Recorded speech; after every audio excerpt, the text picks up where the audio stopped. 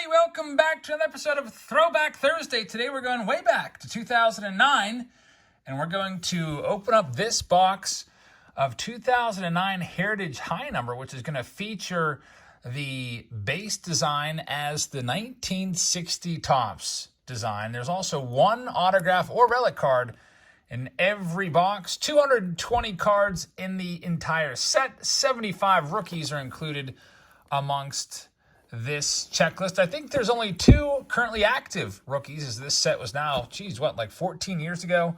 Only two players still on that active checklist. Let's go ahead and get started on bringing our sponsor, Jay Irons.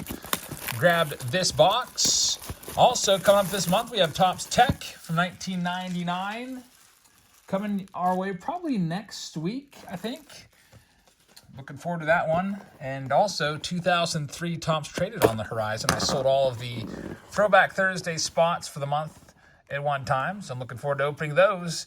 As you can see, in 2009, you get a big 1960 advertising panel box topper in there. And here's the pack. So who are the two active rookies that are still playing right now?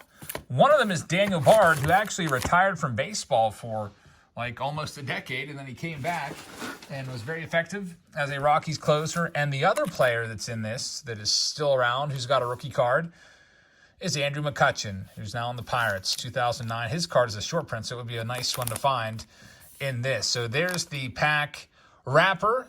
There is 6 Heritage numbered cards. This is kind of different. 2 updates and highlights cards in each pack as well, so you get 2 of the traded or update set cards in here also, which you'll see right here. So you get some 2009 Topps in there. That stick of gum looks disgusting. It is a brownish pink. Wow, that's really gross. So even though they tried to maybe make sure the gum would last, or maybe at least, not destroy the cards, that is one piece of gum that I would suggest not eating. There's Adam Dunn, which is numbered out of 1960 for the 1960 Topps design. Man, that gum is disgusting. Let's get that off camera. Every now and then I will be tempted to try a piece of gum. Usually when we open a box from the early 80s, sometimes the gum is still nice and pink and looks good, but not trying that one. We got a Tyler Green rookie card right there. John Grabo, former Pirates lefty. Adrian Gonzalez, and man, that gum just looks awful. And there's the autograph in the very second pack, right off the bat. It's Alvin Dark. So you can see he's signed it on card, Al Dark. And I don't know if Alvin Dark is still with us, but I don't know much about his career. It has his Major League batting record as 126 home runs. So he was an old-timer, probably played in the 50s and 60s.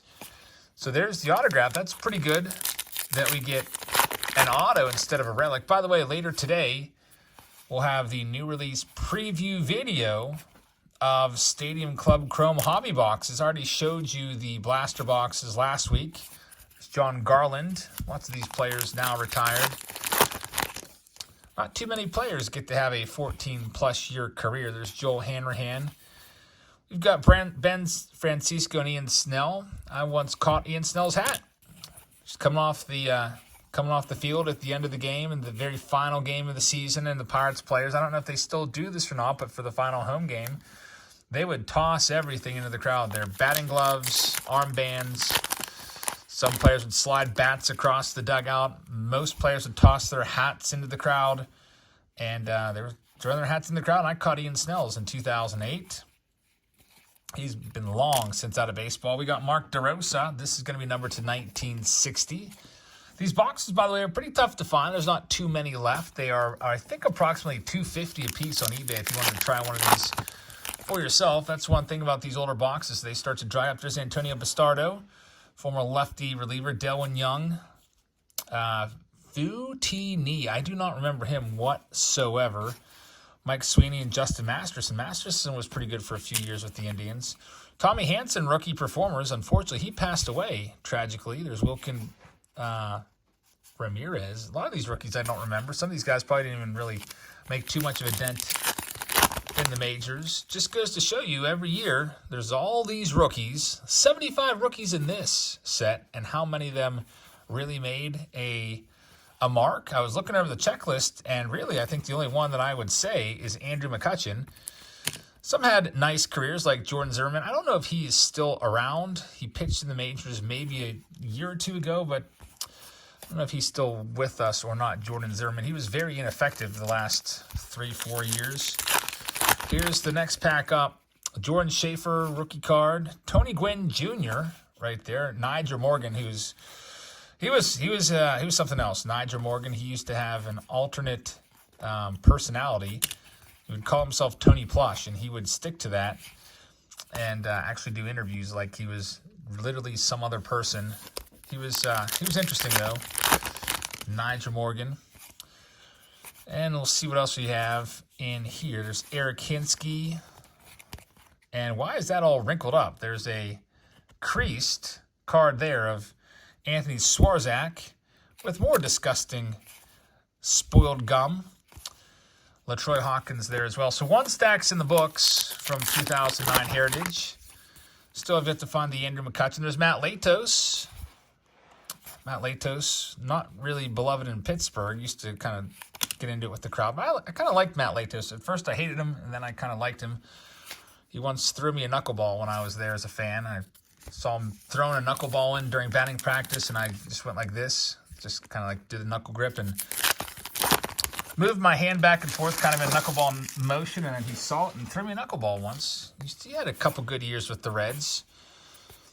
There's Nigel Morgan once again. We've got Jason Nix right there. Eric Burns, who went on to become an analyst after his playing days were over. He was always a hard-nosed, gritty player.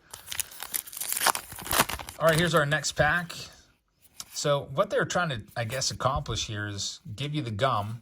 Hey, there's Chris Perez, who once got busted by having a whole bunch of drugs sent to his house, but allegedly they were sent to his dog. His dog had ordered them and not him, so I don't know if he ever got off the hook for that or not. Kind of a crazy, weird story about Chris Perez. And he also got into it once with a fan, like just really hurled some vile insults at a fan. I don't know if you can find those on YouTube anywhere. I don't know if there's video of that or not, but definitely not safe for kids to watch that. And look at this. We have another hit, Evan Longoria. So that's pretty cool. Evan Longoria game-worn jersey relic. Evan Longoria, one of the great players of the last, he's been around for 15 years. That's a good one right there. So Evan Longoria, I was not expecting to find that. I thought we would find one auto, not one and one. It says find one auto or relic. So we got lucky. A bonus hit right there in the Heritage High Number box. Very nice. Alvin Dark. And now also there's Billy Wagner near the end of his career. That's a guy who should be in the Hall of Fame, I think. There's Chris Perez once again. And there's more disgusting gum. Mark Zepchinski had a crazy last name.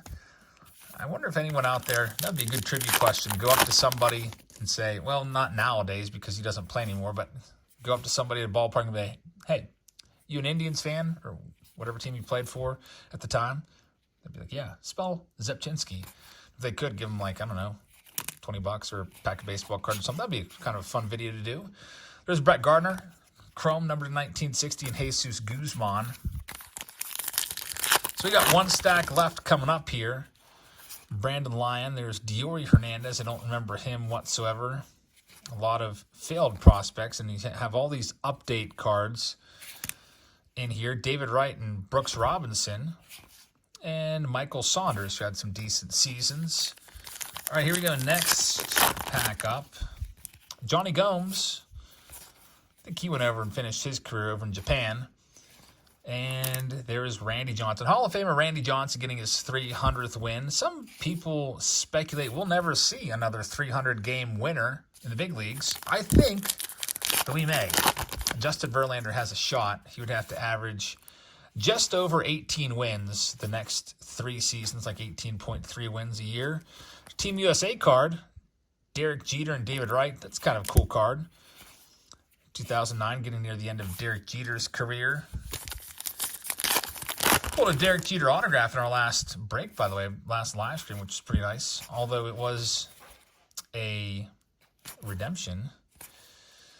That gum is just so nasty looking. There's Brad Mills, which is numbered 1960, and Andrew Bailey, former closer there. Jim Thomey's in that pack as well, Hall of Famer. All right, here we go with this next one. Chris Medlin, who had a couple of really nice seasons, and then injuries got the better of him. More disgusting gum. Former Rookie of the Year, Jason Bay, is the chrome card there, numbered in 1960. We'll get all those sleeved up, all those numbered cards. Bay was one of those guys who was pretty darn good, and then he signed a big contract and was just not that good anymore with the Mets. His career kind of really went downhill after that. Elvis Andrus, rookie card. We've got Brad Penny and Micah Owings there as well. I guess Andrews is still around, huh? Let's see what we've got coming up. We've got Sidney Ponson. And then we've got Ernie Banks and Jimmy Rollins, Sean O'Sullivan and Adam LaRoche. Down to just 2 packs left, and we'll check out that box topper. Kevin Correa, former All-Star, I think one-time All-Star. Chad Qualls, actually talked to his parents down in Houston once. They were there for batting practice. And we've got Gordon Beckham, Felipe Lopez, and Yunieski Betancourt. Last pack for Jay Irons. And then we'll be back, like I said, in a little bit. We'll have our second video of the day, which will be a new release preview video of the brand new hobby boxes of Stadium Club Chrome. And then later tonight, we'll have a live stream. It'll be a live auction. I hope you can check it out. Come bid on cards, or at least just watch. And here's our final order of business. It's the big 1960 panel box topper. It's kind of like an uncut sheet. You've got Brett Cecil, Aubrey Huff, and Mike Hampton in there for Jay Irons. So thank you very much. This gum I will definitely throw away. This is disgusting looking. I'm glad that it is in these wrappers. I don't have to touch it. It's all almost like peach colored and browning, disgusting, gross gum. I would suggest that you never eat the gum in an old pack of cards. I don't know if it'll make you sick or not. That definitely looks like it'll make you sick. I have eaten gum before from, like I said, like 1980s and stuff like that. If it looks really, really, pink and doesn't show any signs of mold or mildew or anything on there. And if you have ever eaten the gum, you've ever been brave enough to try it, like I said, don't try it, but it turns to dust in your mouth and just disappears. It's like magic. Just dissipates into nothing. Kind of very strange. But I used to love eating the gum as a kid, buying those packs of 89, 90, 91 tops. So, folks, that's all I have for you right now. I'm waiting around for my case to be delivered for the Stadium Club Chrome. We'll be breaking that once it comes through. Thanks for watching, everybody. I hope you guys have a great rest of your Thursday. And I'll see you a little bit later for the second video, new release preview video, and also the auction. Good night, everybody.